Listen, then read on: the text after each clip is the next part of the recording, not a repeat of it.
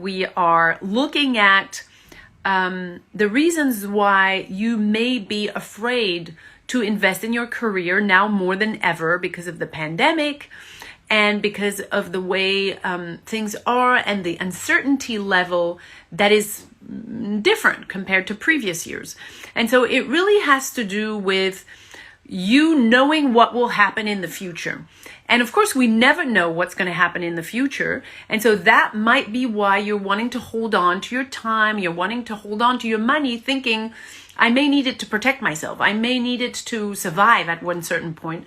And so I need to keep that money for me. And of course, it's not a feeling that's very comfortable because you may be very passionate about your acting career and about your craft, and you want to invest. You want to spend some time and you want to put some money in to get to do the training that you want to do that resonates with you. And so it's a little bit of an icky feeling to never really be able to really truly go for what you want, or to feel that you're incapable of going, or that there are reasons out there that are outside your control. Like, of course, the future is very uncertain and it's not my fault. And so I do want to invest in my career, and yet I have to be protective. I have to play it safe. So it's not my fault. I can't really do it, right? And so those are very understandable and deep feelings.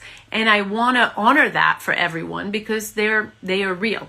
And at the same time, what I want to attract our attention to today is the fact that when we are making decisions based on the fear of what's going to happen in the future, and we never do know what's going to happen in the future, what we're actually doing is that we're making ourselves and what we have to offer, our value, much less important than what's happening out there, right? So if I am saying that whatever could happen in the future is bigger than what I could bring to the table, it means that I am living my life and that I'm making my decisions from a place of fear rather than a place of faith.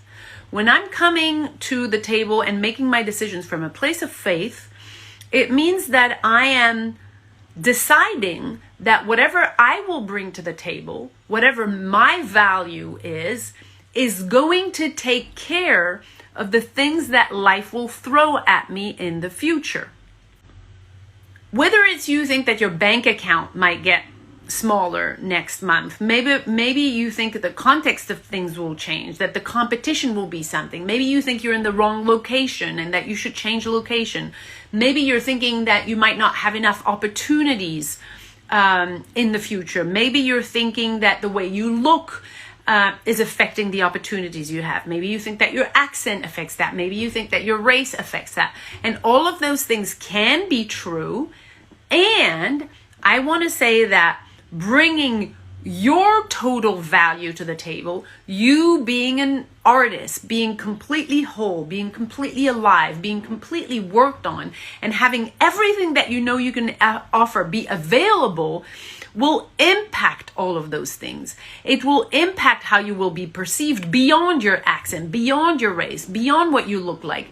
And what is on your bank account will be impacted by how you are showing up, whether you're showing up very small and shrunk because you're afraid of the circumstances, of the context, of what will happen in the future, or whether you're showing up fully open, fully trained, fully invested in what you have decided for your life, is going to make the dramatic difference between you collapsing in the future or you thriving in the future. If I told you that I had a Tesla and that you could have it for $800, whether you have the money or not, whether your bank account is full or not, whether the context or the political context is right or not, whether there's a lot of competition, whether you're in the right place, whether all of those things are happening or not, you would find the $800, you would buy the Tesla from me because you know you will be able to sell the Tesla for a much bigger price. Correct? And you please type it in the comments if you agree with me. If I had an $800 Tesla new to sell to you, you would find the money you would work through your circumstances, you would show up and invest in that Tesla because you know that you would get much more out of those 800 because you would resell the Tesla and get much more out of it. So that is very clear for everyone. And yet when we take this and we move it to your acting career and your instrument, you being the Tesla, suddenly you don't want to think like that anymore, right? If I say, okay, your instrument is a Tesla, and if you invest in it, it will function like a Tesla. Right now, it's sitting under its conditioning. Its wiring is making it all shrunken, little and shriveled and trembling and tense and blocked and all of those things. But if you invest in your Tesla, it will yield way more money than $800 for you. And now some of you might start seeing it and going, oh yeah, it's an investment. To put money on the table or time on the table for my instrument is not lost. It's not an expense. It's an investment. Meaning when you invest in something that will yield, you will get way more than what you've put on the table. And that's where it's crucial to see the difference. So if you're deciding to invest in your career, and therefore your raw material being your instrument, you want to make sure that you invest in your instrument being able to be fully alive, fully open, fully instinctive, because that is what will make you do those Oscar-winning performances. That is what will give you the fulfillment. That is what will impact an audience. Then when you know that, whether you have the money or not, you will find the money, whether you have the time or not. You will find the time, you will make it happen because you know that if you put that amount of time and money, you will get way more in return, just like you would with the Tesla, right? And that is how you affect your present and your future. And you're not just sitting at the effect of what is happening or what is not happening in your present and the fear of what could happen or could not happen in your future. You're actually determining how you will navigate your present and your future.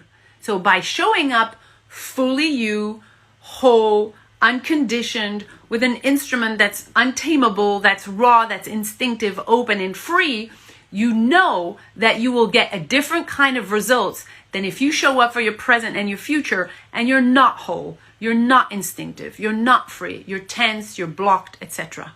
So you using the excuses of uncertainty to not invest keeps you in that loop. You're not 100% instinctive, alive, open, and free, and therefore you cannot make the things that you want to make happen in your career because you don't have the material to make it happen, because your value is stuck under your conditioning. So you literally can't. So you're back, you loop, right? And when you start investing on your instrument, and your instrument unfolds and goes back to its initial value, which is to be completely instinctive, completely open, completely alive, the way that you show up to the agent meetings, the way that you show up at your auditions, on your tapes, on set, everywhere, in everything that you do, is so dramatically different that you get dramatically different results and dramatically different impact your audience, right? So is that starting to make sense? Of course, the investment needs to take place. I want you guys to have the mindset, if you're passionate about your career, if you want those Oscar level performances, to feel the fulfillment, to impact your audience, and to really deliver wonderful work, well, it needs to start by investing in you. And yes, that might be challenging. I know people who are resetting themselves inside of the program, who are mommies of newborns, who get out of their house at 4:30 a.m. in the morning, get in their car and do their exercises in their car because there's no way they can do it during the day with their babies at home. I know people who don't have the money and who borrow it and put it down on the table because they believe in themselves and they will do whatever it takes to actually build what they know has value. And then they will do whatever it takes to be at their best level and reimburse that money and yield the money from their investment. So it's really a mindset shift. I want you to be able, if you're passionate, If you believe in yourself, if this is the career that you want for yourself, I want you to get into the mindset of whatever I put in, I take out. If I put the 800 for this Tesla, I'll get more out. If I don't put the 800 for the Tesla, I won't get anything out. That's just the logic behind it. I want you to be bigger than your circumstances. Not for me, but for you, because there is no benefit, there is no value in you letting the circumstances be bigger than you. When you are whole, when you are unconditioned, free, instinctive, and open, you will affect your circumstances. You will make different decisions. You will move. You will go where the auditions are. You will go where the opportunities are. You will reach out to people in a very different way than when you're not whole, than when you're stuck, tense, afraid, blocked. That never works. You'll only yield the same, because that's where you're working from. Where you're working from a place of being completely open, 100% alive, 100% instinctive. It's like a snowball effect. Everything that you do is influenced by how you're showing up. Don't try and get auditions or try and find an agent if your instrument is not the best it could be, which means completely open, 100% instinctive and alive. If it's not, you will not sell, you will not book, or you might get lucky once or twice and then boom, it'll collapse.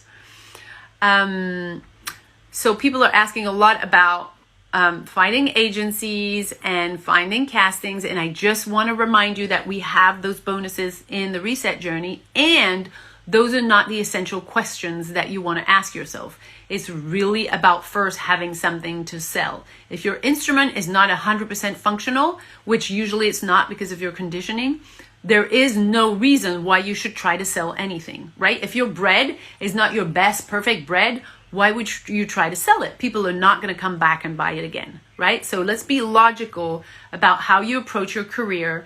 Let's actually invest in what matters. What matters is your instrument. That's your raw material. If your instrument is not completely untethered, untied, unblocked, untense, if it's not completely alive, free, open, instinctive, there's no reason to move to the next step. And the reset journey is not just for beginner actors. There's plenty of all levels of actors. When you want to move up a level and get bigger roles, same thing. It's not about hunting for different auditions, hunting for a different agent. It's really about making sure that your instrument expands at the level that is needed for the next level. Sorry. All right. Okay, thank you for your questions and participation. I hope this was helpful. Thank you guys. Bye.